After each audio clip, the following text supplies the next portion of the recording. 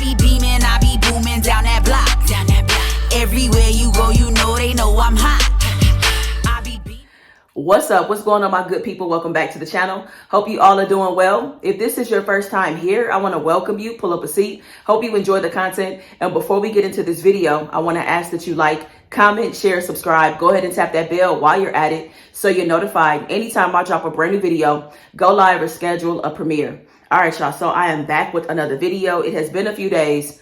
I missed y'all. I hope that you missed me. So let's get to it. Let's go ahead and dig into this food because I am hungry, okay? Got some homemade spaghetti, got some salad. I'll let you know what's inside the salad. But let's start grubbing. I'm hungry, y'all. For real, I'm starving. And I know I always say that. So we're definitely gonna start with some Parmesan cheese, the big Costco size. I mean, look how big this is. I mean, I've never seen Parmesan cheese this big. So we definitely gotta get that on the spaghetti. And let's go ahead and take a bite. Well, let's go ahead and get the dressing too, y'all. Gonna be using Brianna's honey mustard dressing. Oh, Dijon honey mustard. Dijon honey mustard. I love Brianna's dressings. I really do. I've been hooked on this. Honey mustard. This Dijon honey mustard for like weeks. It's like the only dressing I've been using. All right. So let's go ahead and get us a good bite.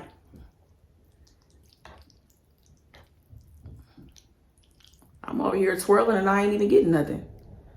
All right, let me go ahead and give y'all the first bite. Ah, yes.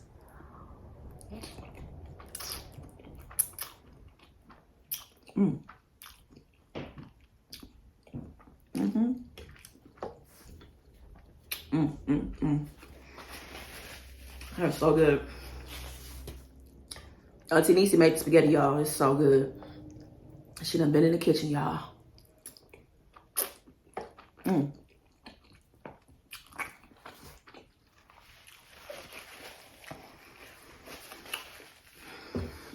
Let me give y'all a close-up. I want y'all to see what's in the salad. I want y'all to see a good look at the spaghetti as well. So let me go ahead and show y'all that real quick.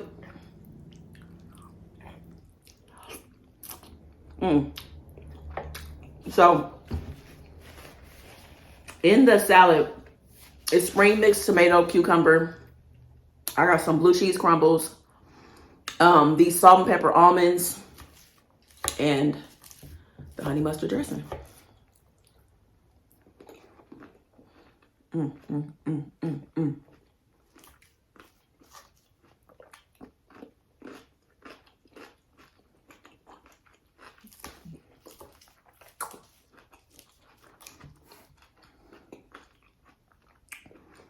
Y'all, I ate salad like every day this week.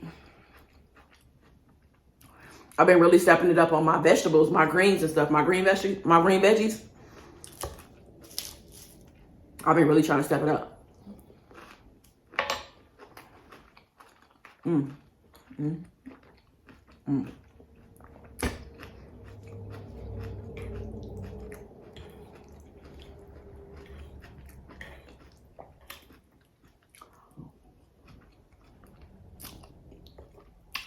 No, I'm making a mess.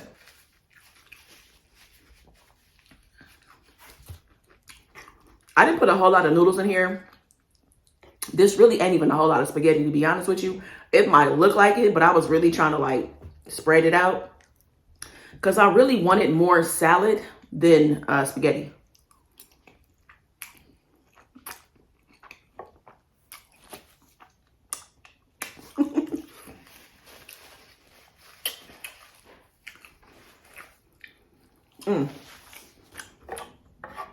And once I get this video edited, uploaded, I'm gonna go work out. I've been working out every day this week too. And it's felt good. Like I just feel good, refreshed. I've been sleeping good at night. Wow, why? Am I getting stuff everywhere?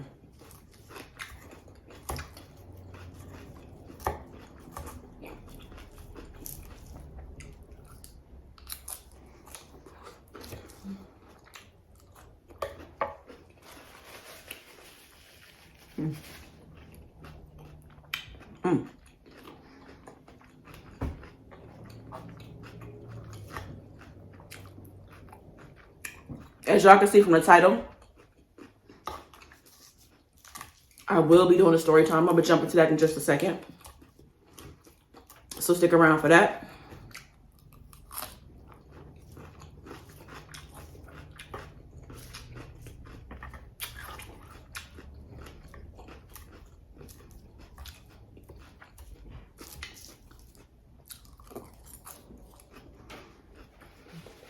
All right. Before I get into story time, I have a question for y'all. So, when it comes time for you to cancel plans, let's say you have plans this weekend or whatever. When it comes time for you to cancel plans, are you usually honest about the reason that you're canceling plans? You get what I'm saying? Like, do you tell the person the reason that you're not coming? Or do you usually make up a fib, make up a lie, make up a story because you feel guilty or feel bad for canceling? So let me know. And I say this because, you know,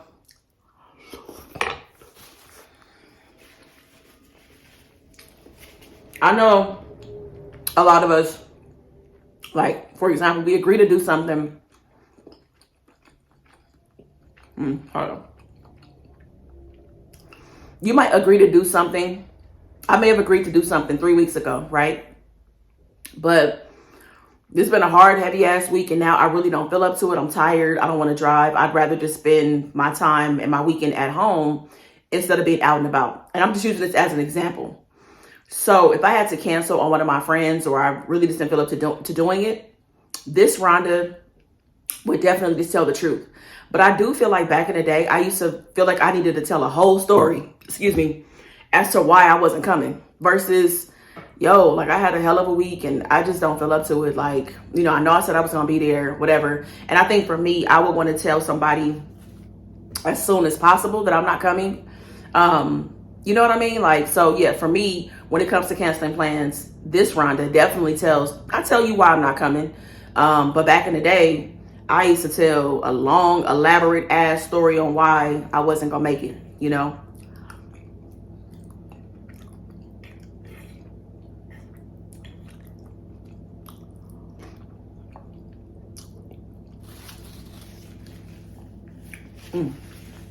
So yeah, y'all let me know in the comments. Also too, you know, as I think about that, I try not to commit to things so far out because things can change. You know what I mean? Like, you know, if somebody invites me somewhere and it's like 3 weeks from now, for some people, depending on what it is, I'm gonna say yeah, because of, you know, what type of event it is. If it's for their birthday, anniversary celebration, I'm gonna say yeah, because I really do want to be there to celebrate you. But also things could change. So I'm still gonna be honest with you and let you know if I can't make it. Like, I'm not gonna be the person that just doesn't show up and you don't hear from me, you know?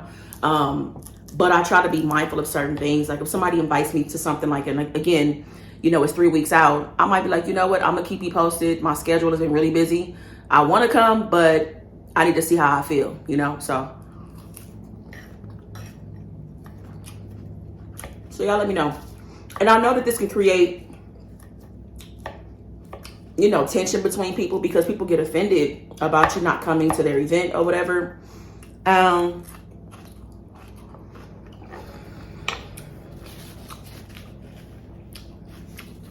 I think we definitely have to be more, I guess, understanding. And of course, this also depends on what kind of friends you are, what kind of person you are.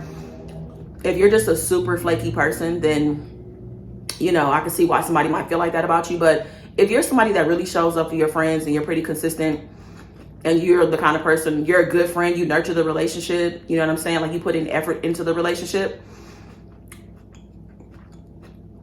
I wouldn't trip. I really wouldn't trip. You know what I'm saying? You just can't make it. You don't feel up to it. You don't want to make the drive. You know what I'm saying? Like you only have the weekend to yourself, you know, away from work, and you want to spend that time at home. I understand that. So I think that it requires also to be a little more understanding on the end of the person who is having the event. So anyways, y'all tell me what you think. Do you usually try to be forthcoming and upfront about why you're not coming, or you feel like that's not necessary? Or do you just flat out lie about why you're not, gonna be able to make it? Because again, the lie, I think the lie makes people feel better. Yeah, so I'm just curious. All right, y'all. Let's go ahead and get into story time. Before we get into the story time, I just want to say, if you're watching for the first time, this is a fiction story time. So I'm not just created. I'm using my imagination. So in using your imagination, anything goes. All right. So just follow along, play along for something that you feel like might not add up. All right. And before we get started, please be sure to share this video. If you enjoy it, go ahead and share it on Twitter, Facebook, your group text, your group chat, whatever, wherever. I appreciate it. And secondly, please be sure to watch the ads. This applies to me and any other content creator that you watch here on YouTube. It is a big help. All right, let's go ahead and get started. So this story time is about Shayla and Kendrick Moore. They are a couple in the early 30s and they currently reside in Denver, Colorado. Now they've been in Denver for about 2 years and both of them are from New York. So they're from New York, met, fell in love in New York, built their, relationship in New York as well. And then Kendrick got an opportunity that he could not pass up and he relocated to Denver. They bought a house out there. They had a pretty smooth transition. And, Shayla didn't have any resistance about this opportunity. She was totally open, to follow her husband to Denver and, them live somewhere new, try something different. And like I said, it's been a pretty good 2 years. They've met new people. They have their favorite places to eat and hang out and stuff like that. So life is good.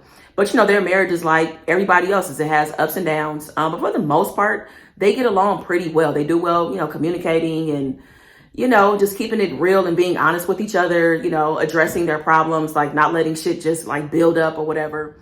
So Shayla and Kendrick are in a season of their life where it's time to really make some adjustments, some serious adjustments. So Shayla's a couple months pregnant with their first child and, they need to get their finances in order. Not that their finances are in shambles, but they could be doing a lot more. They really can. Like it's time to make some serious adjustments. So, they look at, how much they're bringing in, how much they're paying out, canceling things that they don't need, getting rid of subscriptions and things like that.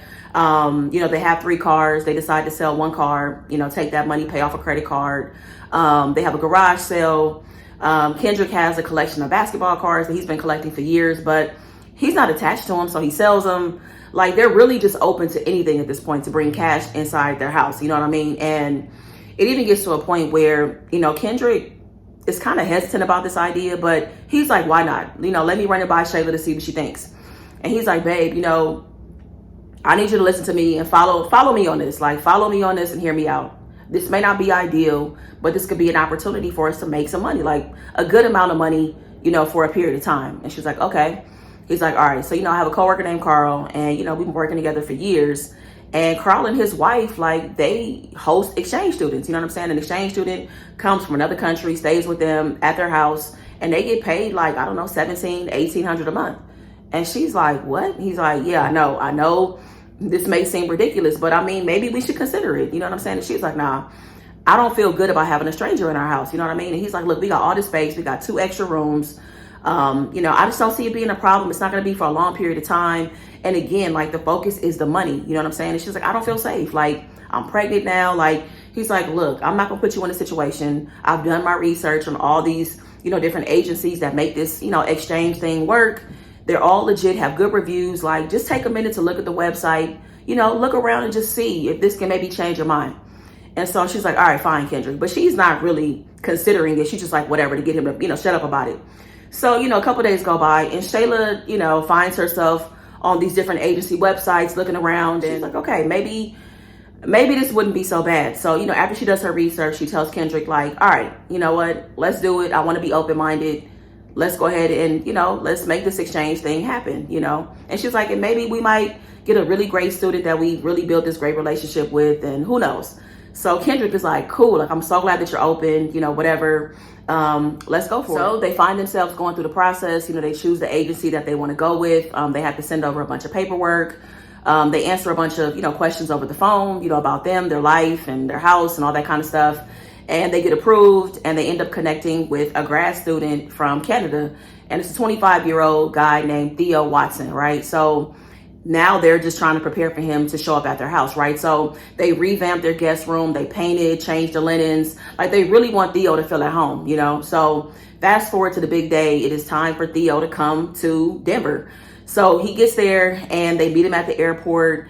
And, you know, he's warm, he's welcoming, you know, he's like cracking jokes in the car, like it's not awkward. So this makes Shayla feel even better about the decision, you know? Like, it just feels like, I don't know, that they've known this guy before. Like, they know, you know, they've met somebody like him before, right? So they're just like, you know, taking him around the city a little bit. And then they eventually get to the house. They show him around the house. He gets to his room, you know, he, you know, unpacks his bag, hangs his clothes up, puts stuff inside of the drawer. Just, you know, unwinding, unpacking, you know, getting used to this place that's going to be home for him for a few months, you know. And you know, that night, Shayla ends up cooking dinner. They eat dinner together. And again, everything is just effortless. It's smooth.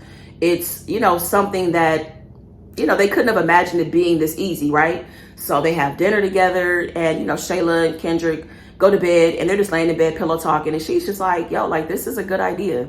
This feels right. You know, I really wanted to trust my instincts and my gut, you know, when he first, you know, got in the car, spending time around him. Like, I feel like we got matched with a really great person. I'm really happy you brought this idea up. You know what I'm saying? This is going to put us in a really good position to be able to save money. And, you know, I just also want us to continue to focus on, you know, any other opportunities that come up, you know, so we can really, really just save and, you know, make these investments and really just set our baby up. And so, you know, Kendrick was like, of course, baby, yes.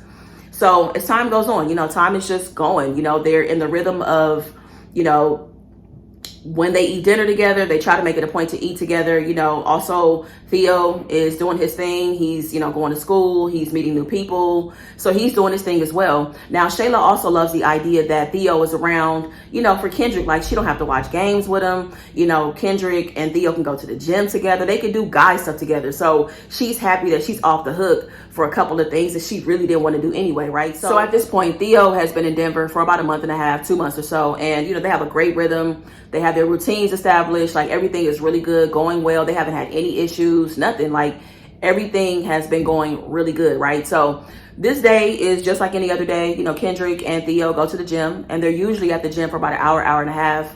And, you know, they come back from the gym, and, you know, as soon as they get home, Theo goes into the kitchen, makes a protein shake, gets some water. And while he's doing that, you know, Kendrick goes upstairs to look for Shayla. And he goes upstairs and there is no Shayla, right? So he's like, Shayla? And no answer, right? He's like, this is weird. I wonder where she is. You know, he goes outside, her car is outside. He's like, okay. Like, I mean, she would have said something. Like, she's not the kind of person who just, you know, up and leaves, you know what I'm saying? And okay, so maybe she went for a walk because she loves to walk. You know, exercise is really important to her. You know, since she's pregnant, she wants to get, you know, get the steps in for her, for the baby. So, you know, Kendrick gets in the car and he drives around the neighborhood and he doesn't see Shayla. You know, he picks up the phone, he calls Shayla, no answer. Her phone is going straight to voicemail. You know, he calls her sisters, they haven't talked to her, calls her mom. She hasn't talked to Shayla, calls her dad. He hasn't talked to Shayla, calls her best friend. Like, nobody's heard from Shayla. You know, he goes, you know, Theo also helps him. They start going door to door to the neighbors because they do pretty well, you know, like with, you know, their neighbors and stuff like that. They have a pretty good relationship. Goes to the neighbors' houses. They haven't seen anything, haven't seen Shayla walking around, haven't seen her, you know, out front in the yard, nothing. And so he's kind of wondering, like, you know, if anybody has maybe even any footage around the house to see if she's left at any point. But unfortunately, you know, the way that the cameras are set up, the way the houses are set up, no one's footage would capture anything going on in front of their house. And so he's like, all right. And they don't have a security camera. Like, they planned on getting one, but they hadn't got around to it yet. So he's like, all right, well, shit. So he picks up the phone. He's really nervous. You know what I mean? Like, he just doesn't know what to think at this point. And again, her car is here. You know, did she Uber somewhere? Did she leave with somebody? Did somebody pick her up? But again, nobody has seen anything. There's been no unusual activity. There's been no one coming in and out of their house. Nothing, right? So, okay. So he calls the police. He calls the police and lets them know, like, hey, you know, I went to the gym, came back, and I've been back home for about, I don't know, maybe hour and a half, 2 hours now. And my wife is not here. No one has heard from her. She's pregnant. And, you know, I don't know, should I be filing a missing persons report? I just need some help. I need some guidance. And they're like, hey, okay, she's pregnant. We understand your concern, but she's also an adult. You know what I mean? Like, she could be anywhere. You know, your wife, yes, you may be used to her communicating with you, you know, telling you where she's going, but maybe she just up and wanted to clear her head. I don't know if you guys had an argument recently. He's like, no, we haven't had an argument. Everything is good. Yeah, you'd be surprised. People have their own things they hold on to and don't let go of or don't talk about with their significant other. So just give it a couple of days, call us back in like 4 or 5 days. If she's not back, then we'll be more than happy to go ahead and file a missing persons report. And he's like, what? And the officer just hangs up. So, he calls her mother, her family, and letting them know, like, this is what the police told me. They're not willing to file a missing persons report. We have to let some time go by. And they're like, no, fuck all that. So the family, starts calling the police. They start calling local organizations, start calling the local news. Like, they trying to make some noise. Like, no, like we need a missing persons report filed. And because of their efforts, the police is like, okay, like we'll file the report. So they go ahead and they file the report. And, for them, they're like, all right, we'll make it's an exception because she's pregnant. So they go ahead and file the report. And this means now, the police department is now dedicating resources to trying to find Shayla, because again, maybe, I don't know, anything could have happened at this point. So, and the family doesn't just rely on the police department. They also have their own search efforts in place too. So they have flyers, they've also made it very clear that they're willing to pay $50,000 for any leads or tips on where she might be, or if anybody has seen her. Like, you can gladly take this money, you can have it, it's yours. No questions asked. Like, we just want her to come back. We want her and the baby back, right? So unfortunately, all this effort that is made doesn't lead anywhere. A week goes by, 2 weeks go by, and the family is still diligent. The police is diligent. They're still dedicating time and resources to finding her. There are some leads that come in, but they don't lead anywhere. They're dead ends, and just still nothing at all. Nothing unusual on her phone records, nothing unusual on her credit card records, nothing is out of place. It's just like she just up and she vanished. So, the family still wants to remain optimistic and hopeful, but after 2 weeks, it's hard, hard to think like where she could be. Will we ever see her again? Just all these different questions, right? So 2 weeks turns into 3 weeks, 4 weeks, and things kind of slow down a little bit. Things slow down from the family side of things. They're not posting about it as much on social media as they did in the beginning. The police don't have as many officers dedicated to looking, for Shayla, and things have just kind of slowed down, and it's just Theo and Kendrick at the house, and, Theo is doing his best to try to comfort Kendrick, and this is a lot. As an exchange student, this is not what he planned on. This is not something he thought he was going to be a part of, but he's doing his best, to try to be supportive and just try to, help him through day to day. Like, this is a lot, helping somebody with, look for their wife every single day. So, 2 months go by, and now a new detective has been assigned to the case. A new detective is on the case, and, this detective like really wants to put some new life into this case, and this detective gets familiar with everything, looks at the pictures, does his homework, gets caught up, asks questions.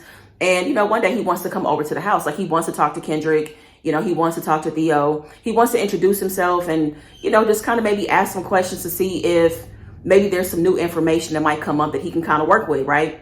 So he comes over, introduces himself, and, Kendrick is really not in a good place. He just looks worn down, tired, looks sick almost. You know what I'm saying? Like, you could just tell that, he's had a big loss in his life. And around this time, Shayla's pretty much due for the baby. The baby is due. And so he's just worried. He's worried, sick about where she is, what has happened, who has her, everything, right? So you can see everything on his face. And, the detective is really just adamant, like, my plan here is to close this case. Like, I want to understand what happened to your wife, find your wife, pick up all the pieces. I want everything to make sense. And so, like I said, he's like, I'm here to introduce myself and just to ask you a couple of questions. He asks the questions, and then before he leaves, he wants to go to the restroom. So he goes to the restroom, whatever, comes back, and he gets ready to leave. And he's like, here's my business card. Please, by all means, give me a call if anything changes. So like 2 days go by, and Theo gets a phone call. It's from a number that he does not recognize. He picks up the phone, and it's the detective.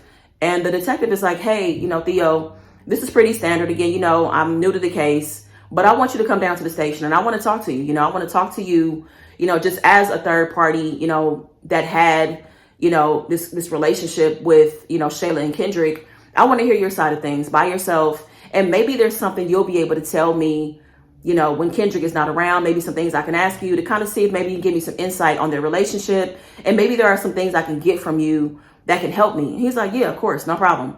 So he goes down to the station and he tells his story, talks about the last day that he saw Shayla, talks about, the day leading up to, the last time he saw her. He talks about, their relationship, how they were, how they interacted, how they communicated, and, everything checks out. His story that he's telling now this time is the same story that he told, when everything first happened. So everything's matched up. Nothing is out of place. Nothing seems unusual. And, Theo's pretty much ready to wrap things up and go. So Theo was, very willing the entire time, answered all the questions, are just about done. So the detective is sitting across from him. And before, they wrap things up, the detective has a folder in front of him. So he goes inside of the folder, he opens it, and he pulls out a photo and he slides the photo in front of Theo and doesn't say anything. Theo looks at the photo and then looks up at the detective and is like, who's that? He's like, that's Theo Watson. That's who you're supposed to be. And so, Theo slides back in his seat and he doesn't say anything. He's like, okay. He's like, your name is Kareem Bridges, right? Still doesn't say anything. So his silence confirms everything. So Theo is in fact Kareem. And so he's just sitting there. And so Kareem is looking around. He looks nervous. You could see his heart pounding out of his chest. And, they don't say anything. They're just looking at each other, and the detective wants Kareem to kind of lead the conversation at this point. He was like, I'd love to know the truth. Whatever it is you want to tell me, I would love to hear you say it. And I want to hear everything you have to say. Whenever you're ready to tell the truth, I'm ready to listen. And so, Kareem doesn't say anything. Now, when he does finally open his mouth and say something, he's like, I want a lawyer. He's like, okay, you have the right to get a lawyer. No problem at all. He allows Kareem to make a phone call. He's, on the phone. And Kareem hasn't really even called anybody. He's just nervous as fuck. He doesn't know what to do, what to think, what to say. He just doesn't know, and he's kind of pacing back and forth. And so he puts the phone down again. He's pretending to be on the phone with someone. He puts the phone down. He sits back down and he says, is there any way that I can get a deal? And the detective is like, it depends on what you tell me. I can't make any promises to you. Like, I need something solid. I need to know where Shayla is. I need to know what happened. Because clearly something happened. This woman did not just vanish. This pregnant woman did not just go missing out of nowhere. I need you to tell me about all of this because it just does not make sense. It's not adding up. Okay. You've been pretending to be somebody that you're not. You've been in this household. How did it happen? Why did it happen? I need you to tell me something, and not even something. I need you to tell me everything. If you could do that, we could talk about a deal. He's like, okay. All right. I'll tell you. He was like, I need you to tell me everything. All right. I will tell you everything. Okay. All right. So, okay. Yeah. All right. So yes, you're right. My name is Kareem Bridges. I'm not an exchange student. I'm not from Canada. I'm from Louisiana. And, I met Kendrick a few months ago on an app. What app? I met him on Instagram. And it was just by chance. I wasn't looking for anything. I saw him on a post. We were going back and forth, laughing. We eventually sent messages and we just started talking. And he's like, okay, so how did you end up at his house? He's like, okay. Okay. So we met on Instagram. And we just kind of started talking, I didn't know if he liked men. I am a gay man. I didn't know if he was or not. But again, we just started talking. We built a friendship, and then we started having a thing for each other. And we started talking every single day. And, he started telling me about his home life and his marriage and, how things weren't going well and how he wanted out. And, he wanted to be happy again. And okay, keep talking. Don't slow up now. He's like, no. And he just came up with this crazy idea one day. He just told me that he wanted to see me. He wanted to be with me, but he knew that he just couldn't up and leave his wife just yet. She was pregnant and all this stuff or whatever. And he just came up with this crazy idea. He said that, we could pretend that I was a exchange student and that I could be in the house with him. And I'm not gonna lie to you, like, it was crazy to hear the idea at first, but like the thrill of it all, the thrill of me having this secret relationship in front of his wife, like, I don't know, it was like a rush to even think about it. So I said, yeah, we came up with this whole idea about the exchange student thing. And she was like, okay, so was there money involved? Was he paying you? Were you paying him?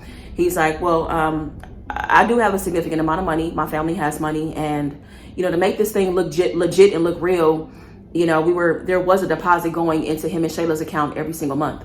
To make it look like this exchange was real, that it was legit. I was making sure that $1,700 was sent to their account each month. And, you know, I went and I was so nervous when I got there, and I just didn't know if this was going to work out. Was she going to find out about us? You know, so it was just smooth. You know, I did everything he told me to do. I said the things he told me to say, and it worked out. And so he was like, okay, we're getting warm. Like, so where's Shayla in all of this? Where is she? What happened? How did it happen? I need those details. You know, this woman was pregnant. Yeah. She was pregnant, but not by Kendrick. And so the detective was like, I'm sorry, what? Not by Kendrick? And he's like, okay. So that's kind of where all of this unhappiness started for Kendrick. He found out his wife was pregnant, and that was clearly something wasn't adding up. Kendrick got a vasectomy like over a year ago, and he never told Shayla. So there's no way that, you know, she's pregnant by him. And so, you know, he started following her and kind of trying to figure things out. He realized she, you know, was having an affair, and she was pregnant by another man, and just all of that, you know what I'm saying? And they were still pretending to have this happy marriage, and, you know, she was having her life doing what she was doing, and he wanted to do what he was doing. And he, you know, we found each other, and, you know, that's where his unhappiness came from. And that's why he went astray. You know, it doesn't make it okay. No, it does not. He said, okay, so let me understand this. Okay, so you and Kendrick are in a relationship, and this relationship started because Kendrick found out that his wife was cheating on him, and that the baby that she's pregnant with is not his child. Is that correct? Yes, that's correct. Okay, so we're getting warm now. Where is Shayla? And so Kareem just sits there, and he's nervous. You know, there's beads of sweat on his forehead, and he's just like taking these deep breaths, and he's breathing fast, and he looks anxious. Where is Shayla? Where is Shayla, Kareem? Where is she? She's, if you go into the garage, there's a green trunk, a big green trunk. It's like antique looking. It's kind of worn. It's off to the left. And if you aren't really looking because of where the car is positioned, you know, it's a single car garage. If you're not really looking, it's a possibility that you'd miss it. And, you know, when the police came, they looked in the garage, but they just kind of glossed over it a little bit. They didn't really look. But if you go in that trunk, that's where Shayla is. Her body is in there. Okay. How did it happen? How did she end up there? Okay, so as we were planning, you know, Kendrick told me that it was now time for us to live our life. You know, he told me that it was time to get rid of Shayla. He said it was time to get her out of the picture. So, and he didn't care about, honestly, he didn't care about killing the baby, since the baby wasn't his. And he said it was time. So he came up with a plan. He said that we were, you know, he didn't want it to be messy. He didn't want it to be long and drawn out. He didn't want her to scream. So one night he woke me up when Shayla was, you know, Shayla had been well asleep. She was in a deep sleep, and, you know, he just smothered her. You know, he smothered her from one side, and I joined in from the other side. You know, she kicked and she tried, and, you know, she tried to scream, but the scream was faint. You couldn't hear it through the pillow. She tried and she struggled and she pushed until her body was limp. And once we knew she was gone, we took her body out back. We carried her very easily. It was late at night. Nobody heard anything. Nobody saw anything. And this was why, you know, Kendrick wanted to make sure there were no cameras in the house. That's why he kept on putting off the camera system, because he knew he wanted to do this. And we carried her body out into the garage, put it in the trunk, and that was kind of it, you know. And we went to the gym the next day, came back, walked around the house, did thing that we normally do. I made a protein shake. He went and looked for Shayla like he was gonna go find her. And that's when everything started. And so that's what happened. You know, I didn't know that I was gonna be getting myself into this. I didn't know that we were gonna be killing this woman. I thought that I was just gonna come here, you know, like I said, have this thrill, this rush of like having this relationship, you know, in front of this woman, you know, having her man without her knowing. I didn't know it was going to come to this. This was not my intention. Had I known that it was going to turn into this, I would have left. You didn't have to do this. You did not have to do this. You still could have left. You did not have to do this with him. You didn't have to do this. He's like, I know. Okay, we have your confession, and now it's time to go get Kendrick. So, you know, the police go to Kendrick's house, you know, they get him under arrest, you know, read him his rights, go into the trunk, just like, you know, Kareem said. That's where Shayla's body, pregnant body, is, you know, folded up into this trunk. And, you know, her family is notified of what happens, you know, with the police everywhere. Neighbors are outside looking. This is now a crime scene. You know, there's caution tape everywhere. And This is just unbelievable. This man, found out his wife was cheating. Instead of confronting her, instead of ending the relationship, he started a new relationship, but also decided to seek, I don't know if you'd call it revenge, maybe it's revenge because of, what she did and what she was doing behind his back, and would come home at night acting like everything was okay and that they were happy and blissful and starting a new life together. And, he just couldn't take it. He had a breaking point and he wanted to just run off and live his life with Kareem. He wanted to be with this man. This was the first man that Kendrick had ever been with, and he wanted to start over from scratch. He wanted Shayla out of the picture. He didn't want to pretend that he was, a father to a child that was not his. He wanted to start all over again. And he wanted the money. He wanted the insurance money as well.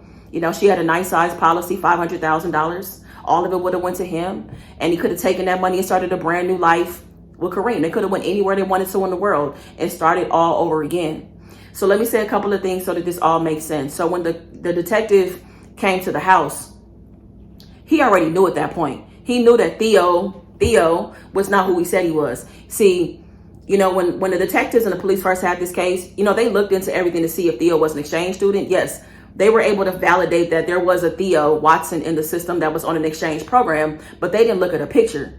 So the new detective, when he got the case, he, dug deep, a little deeper than everybody else did, and he saw the picture. So when he saw this light-skinned black man pop up, and he saw this picture of who Theo was supposed to be, he was like, this is not the same person. This is not adding up. So that was a red flag. He figured that, Theo was in on something, would know something, and that's why he brought him down to the station. And while he was at the house, when he went to the bathroom and came back, he saw this bottle, he saw Theo, before he went to the restroom, he saw Theo throw this bottle of water away.